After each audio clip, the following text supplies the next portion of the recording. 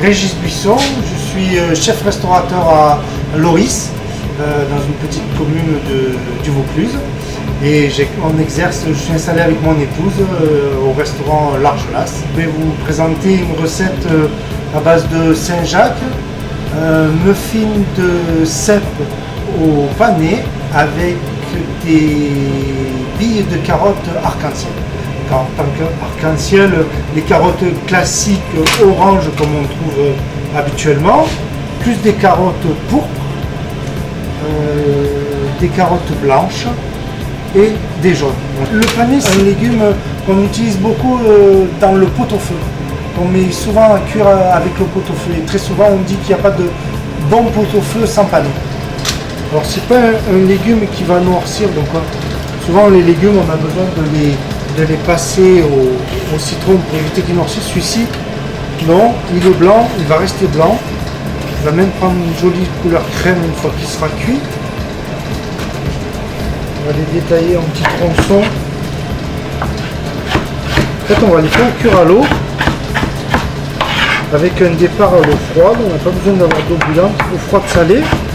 En général, on fait partir à l'eau chaude un légume qui est vert pour le saisir et garder sa couleur verte. La pomme de terre, on ne la saisit pas, on la laisse cuire tout doucement et on fait monter la température à l'intérieur pour qu'elle cuise par l'intérieur. Donc là, le pané, on fait pareil. Mettre une belle pincée de sel.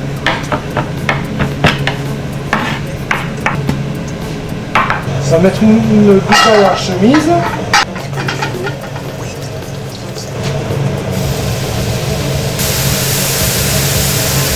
Ils ont déjà perdu tout leur eau de végétation.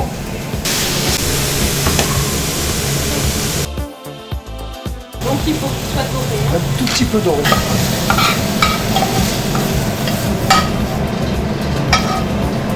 Donc, on va mettre nos panais dans le mixeur. Voilà. On va faire une purée.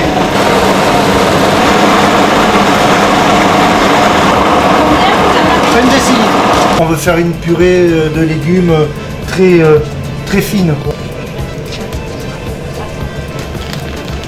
Et pour l'instant on va la laisser là, on va s'occuper du sel. Alors, on a battu notre deuxième œuf entier. On rajoute notre sel dedans. Voilà.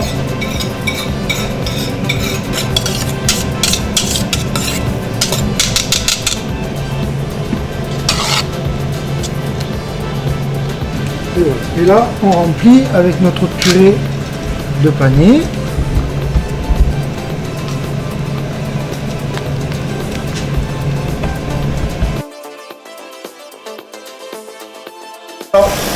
L'eau à moitié, voilà, comme ça. On pourrait mettre du papier sulfurisé ou on pourrait ne rien mettre aussi. Four, 150 degrés, bain-marie, à peu près une vingtaine de minutes. On va sonder au bout d'un quart d'heure, on sondera avec le couteau pour voir si les muffins sont cuits. Hein, et si la lame du couteau sort propre, c'est un peu comme les gâteaux. Si elle sort propre, c'est que c'est cuit. On peut absolument tout préparer, tout cuire avant. Hein. Je vais vous expliquer comment les réchauffer. On va les faire cuire avec un petit peu d'eau, un petit peu de sel et une toute petite noisette de beurre. Et avant que toute l'eau soit évaporée, on va pouvoir le retirer du feu, le garder jusqu'au moment du service pour pouvoir les réchauffer, faire évaporer l'eau. Le beurre va les enrober, va leur donner une belle couleur brillante et à ce moment-là on pourra servir, ça sera chaud.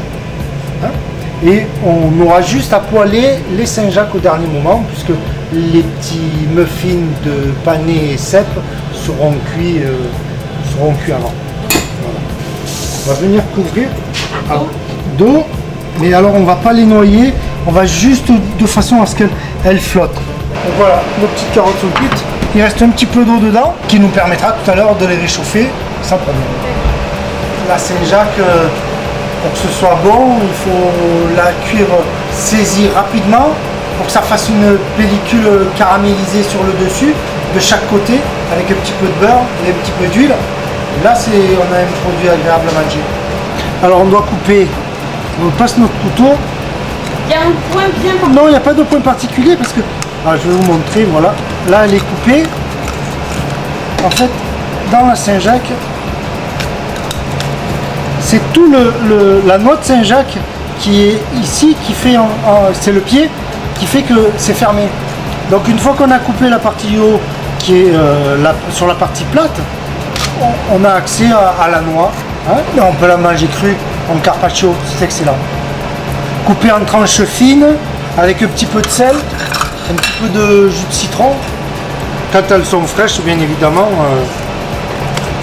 Voilà. Mettez dans de l'eau Je mets, non, de l'eau claire, de l'eau claire. Donc on va enlever tout le tour là. Hop. La noix de Saint-Jacques. Là, les coquilles Saint-Jacques, on les a ouvertes pendant le sacré, mais on peut les ouvrir avant. En les mettant dans du lait, elles restent bien blanches parce qu'elles ont tendance à un petit peu devenir un peu plus foncées au bout d'un petit moment. Nos muffins de panais et de cèpe sont cuits. On va contrôler la cuisson. C'est dur quoi, c'est ferme. Hein, voilà, ils sont cuits. Hein.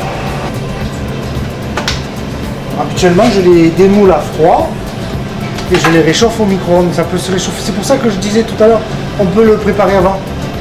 Donc on peut même les préparer la veille. On les laisse prendre au frigo et on les pose sur une assiette, un papier film et on les fait chauffer tout doucement au micro-ondes et ça fonctionne bien.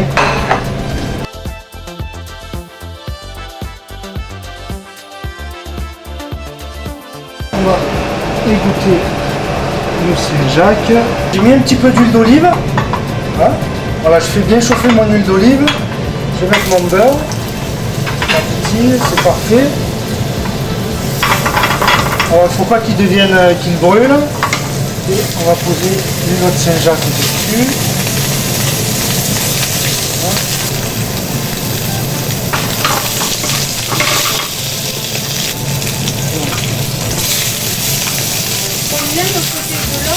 Voilà, là, elles sont quasiment cuites. Là. 3 minutes. Ce qui est agréable à manger dans la coquille Saint-Jacques, c'est le caramélisé. Là. Mais il ne faut pas que ce soit trop cuit, parce que trop cuit, elles vont devenir caoutchouc à l'intérieur. Il faut qu'elles restent crues, mais qu'elles soient chaudes également. Et là, on va faire la couleur, on étale un petit peu. Donc elles doivent être dorées, et pas de partout, vous voyez. Voilà.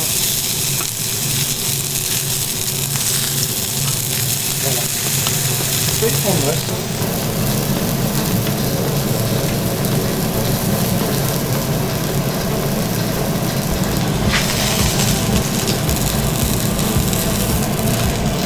C'est là que c'est amusant.